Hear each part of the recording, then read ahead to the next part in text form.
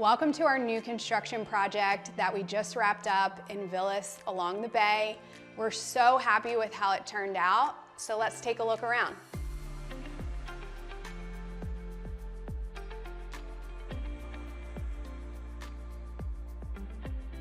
So Pine Tree, really you designed it. So Yeah. he came up with the entire floor plan. I was just kind of like, you know, whatever you want to do. We originally had a completely different plan for this home. We had the drawings and everything, and we decided last minute to scrap it and go with this model. The original plan was for kind of an upside down living style. All of the living area, the kitchen, everything was upstairs, and the bedrooms were all downstairs.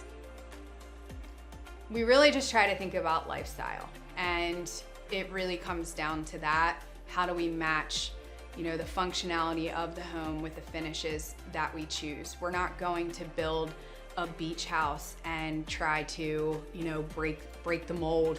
We're going to make it comfortable, make it, you know, we want it to be a showpiece. We want people to be proud to live there.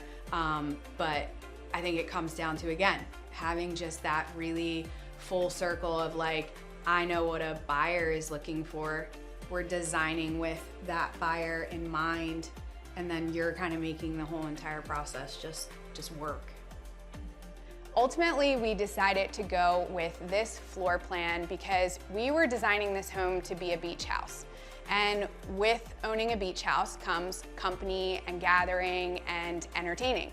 So this floor plan is a lot better with the kitchen, the living room area, just how everything is set up, and it flows right out to the backyard where we have a heated plunge pool.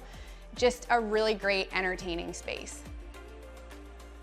From the exterior, we didn't do any exterior decks that were like elevated because even though you were that close to the bay, the houses across the street are bigger and they kind of obscure some of the views that you would have from the deck. But the bedrooms have the bay views. We did it so that there was a primary that's downstairs and a primary upstairs. Yeah, I think the overall thought that went behind this was where the property is positioned and then who that ideal buyer is going to be for it. We're 2 houses from the bay. So we knew that it was gonna be a really popular property for buyers. But again, like Gunnar said, we don't have direct views because of the way that the property is positioned. So we kind of went, okay, we're not gonna do these decks, but we did put in a pool. So it's kind of that balance that goes back and forth all the time. And like Gunnar said, there's a first floor primary and a second floor primary so that, you know, it appeals to a lot of different buyers. If someone, you know, wants to be on the first floor, just all those little details takes a lot of thought in the entire process. As soon as you walk through the front door, the kitchen is really the first thing that you see. So we wanted it to be a standout feature of the home. We designed it so that when you're first walking in, it looks almost like a custom piece of furniture. We did these tower cabinets that sit on the quartz countertop. We took the quartz up the backsplash with this really cool ledge detail. We really wanted to bring in another oak element in this kitchen, so we did the combination backsplash of the quartz and the white oak. Gunnar actually built this by hand. This is a custom oak range hood. We really just wanted to keep these beachy, sandy colors throughout the home, so we went with this quartz countertop because we felt like it really tied in all of the beach elements. I really probably got on your nerves a lot with this kitchen. No, it's really big, of course, because the house is really big, and she got the countertop backsplash that folds up and goes up a few feet, and part of the process on figuring out how that works is the outlets on the wall.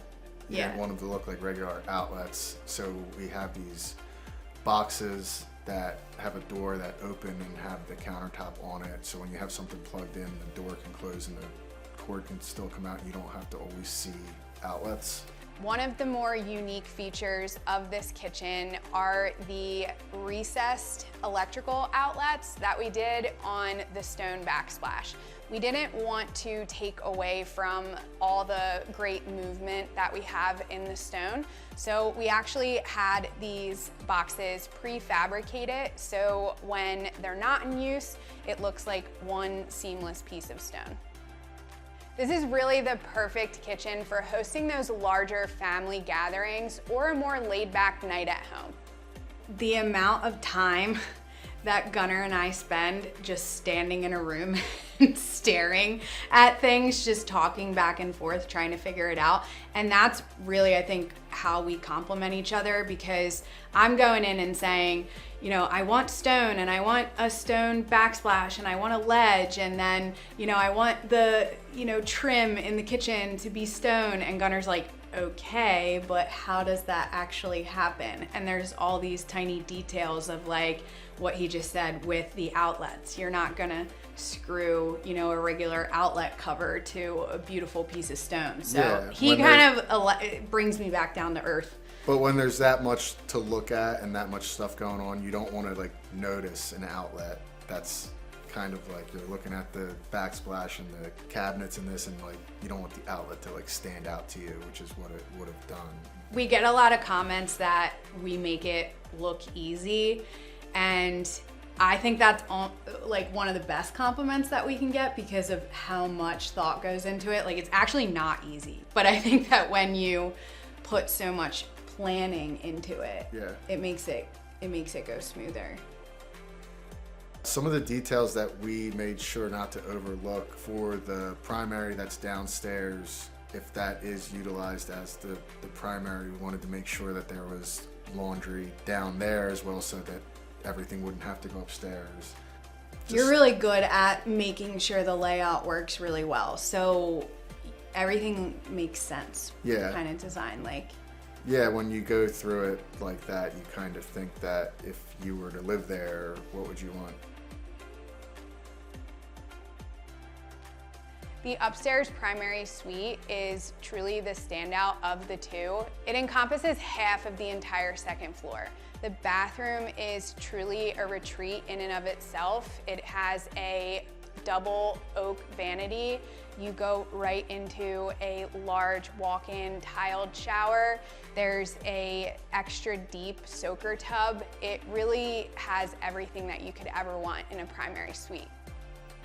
The tile process for the bathrooms, for the primaries, it was to provide like the walk-in shower, and the one upstairs has a bathtub across from it, and then the Jack and Jill bathroom has the bathtub, shower, and the tile process for that is just everything. Me picking out extremely difficult installation materials, and then Gunnar figuring out how to install it and make it look flawless. So I've probably been a pain on this project, I think, for sure, for Gunnar, because yeah, I picked out a lot of materials that we typically don't use, but you did good. Yeah, and usually with a lot of showers and bathtubs, it's like one tile, and she's mixing large format with smaller stuff, which sometimes different thicknesses or yeah, but this is one of the perks of your husband being the contractor, is that I can probably get away with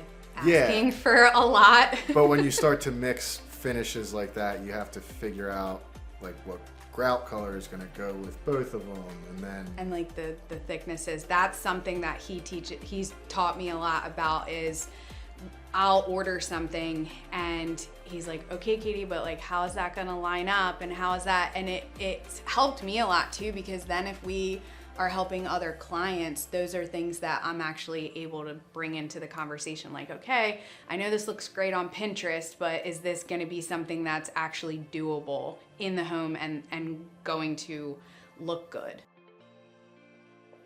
Pine Tree's been our biggest project so far. And it's been challenging in the sense that, not the actual process, because Gunnar manages it, like makes it kind of look easy, but the design aspect for me has been the hardest, and it's just really pushed me. When you have 3.5 bathrooms and 4 bedrooms, and just keeping the entire thing cohesive can be a lot. And yeah, it's definitely pushed me a lot to become a better designer. It's been really fun taking you guys along on these projects. We have multiple going on right now, with a few of them wrapping up soon, and we can't wait to share them with you.